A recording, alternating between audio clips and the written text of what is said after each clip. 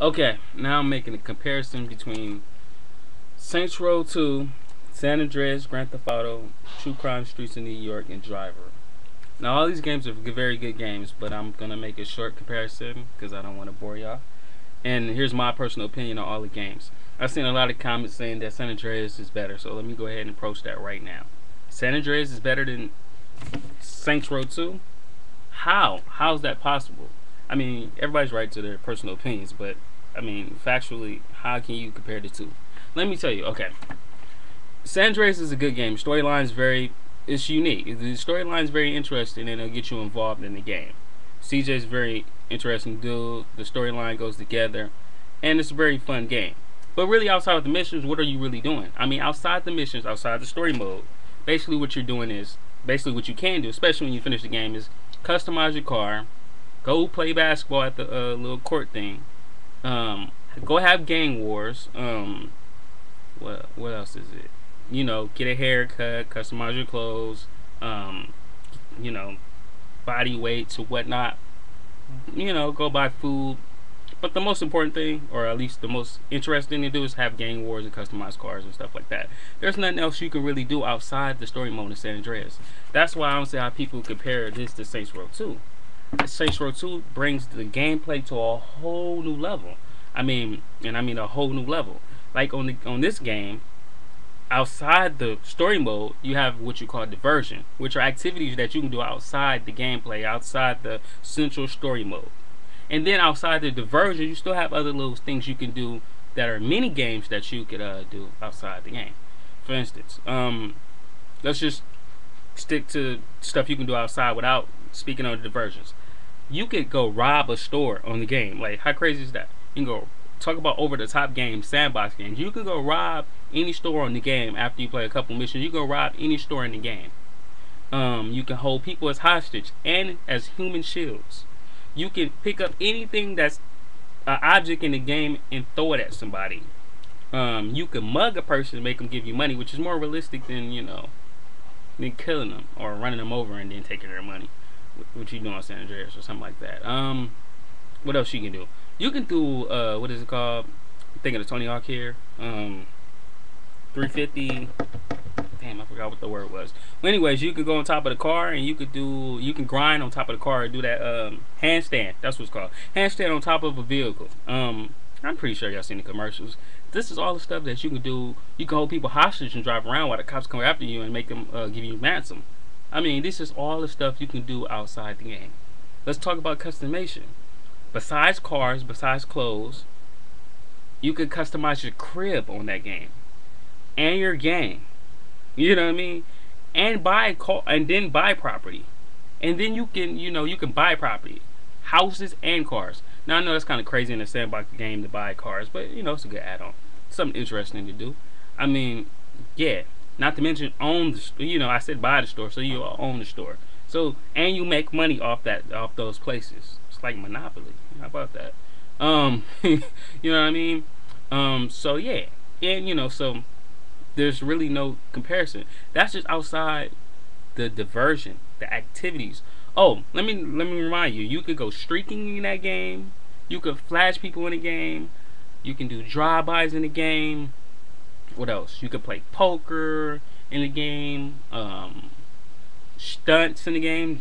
Car stunts, wheelies and whatnot. You could drive on ATVs, as well as motorcycles, cars, planes. You name it, you can do it. Anything possibly a quote unquote gangbanger would do, or somebody hood would do, you can do it in the game practically.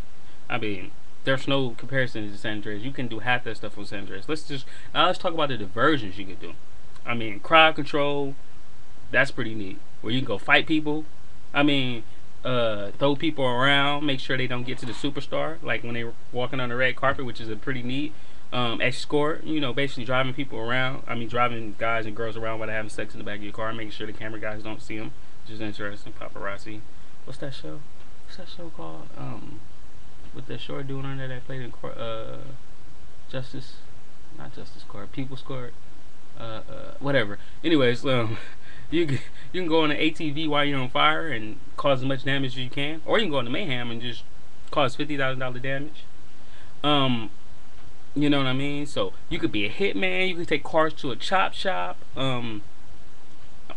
It's crazy, like all the stuff you can do in there. This is outside the missions. You know, I stress outside the missions. Like when you play Saints Row, so much stuff to do. Like I'm trying to think of all the other missions, activities you can do. Oh, Fight Club. You could be in a fight club where you fighting with people, which is pretty neat. I played it. I got to level 6. It was pretty fun. You can be in a fight club. The derby, where you drive around a truck and destroy other cars, that's pretty dope. Like all those activities you can do outside the mission, outside the little mini activities you can do too. So comparing the Saints Row to San Andreas, San Andreas has a good story mode. Yes, the game is fun. Yes, more stuff to do. Saints Row. The game wars are crazier on there. The weapons are more crazy. I mean, you can pick up pretty much anything and throw it and use it at somebody. And I mean, it's just no comparison. Now, the rest of these games, like Grand Theft Auto 4, Driver, and let's see, True Crimes. True Crimes, you have a lot of guns on that game. That's true. I played it, but it's not as interesting as a game like Grand Theft Auto 4 or Saints Row 2 or San Andreas is. So we're just going to exclude that out the conversation right now. Then you got Driver. Driver, who very, very, very few people play Driver and gonna have a fun time. I played it, it's alright, but does it hang with the top, next gen games on the next gen consoles? I don't think so. We can exclude that out. Grand Theft Auto 4 took a serious role. The story mode is good. I like playing with the guy Nico. His cousin's very funny, hilarious. Nico's a cool guy, but outside the missions, what are you doing? I mean, you can go around shooting people and jacking cars, and taking people to go see shows and go bowling, but that's all the stuff you do in regular and in real life. There's no fun to it. Like after a while, it just gets boring. Like, come on, now I could go out there and do it outside. The whole thing that made Grand Theft Auto so interesting is the crazy stuff that you could do that you can't do in real life, hypothetically, unless you're one of them good type of dudes just lost your damn mind. But other than that, that's the reason why we play those type of games, and I think Saints Row 2 will be better than San Andreas. Now, if GTA made San Andreas Part 2, then compared to what is this made by THQ, then Rockstar versus THQ in making a game like San Andreas again versus something like Saints Row 2 or Saints Row 3 if they ever made one, then yeah, I would give Rockstar the thumbs up. They would have the total advantage. But right now, I think Saints Row 2, fun factor wise, is the best game out there. Now, if you want to go gameplay wise, then probably Grand Theft Auto 4, because the story modes are more deep, graphics are more detailed, gameplay is on a whole nother level if you like to be a serious player. So it's like comparing, basically a good analogy for this, to sum this whole conversation up, is if you're shooter fans out there, it's like comparing Rainbow Six Vegas compared to Call of Duty 4 Modern Warfare or Modern Warfare 2 that recently just came out. What is it? Rainbow Six is more tactical. You have to actually strategize. You can control your team. It's more in depth, but it's not as fast paced. Just like Grand Theft Auto, detailed graphics, in-depth story mode. Call of Duty 4, on the other hand, Modern Warfare 1 and 2, it's a more shoot 'em up game. Forget all that tactical stuff. I'm running and gunning after you, and I can't. And the whole point is to kill your people. Take no comrades, or however they started off. Take no prisoners, comrade. When you play multiplayer online, you just run and gun and shoot. Yeah, you can be kind of tactical in Modern Warfare 2, kind of, but not that tactical. Not like Rainbow Six. So, but it's run and gun. It's fast paced. Let's go. Kill, destroy, move on.